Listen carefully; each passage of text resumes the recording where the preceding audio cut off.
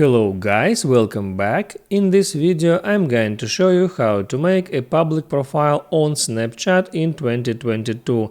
That is quite simple and easy, so let's begin. And first open up your Snapchat and then get in your profile. Just tap there at the top left on your Bitmoji icon, on your profile icon, and there scroll down until you find public profile and there tap on create public profile. That's a new Snapchat feature.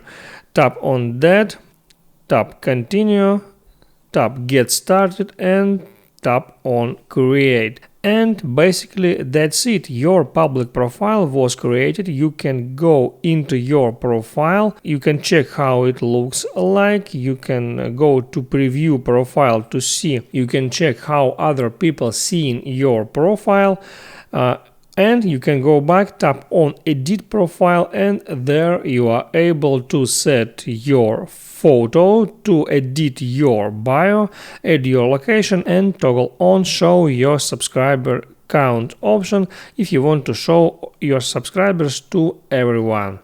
Make sure you like this video if it was helpful for you and write down in the comment if it works.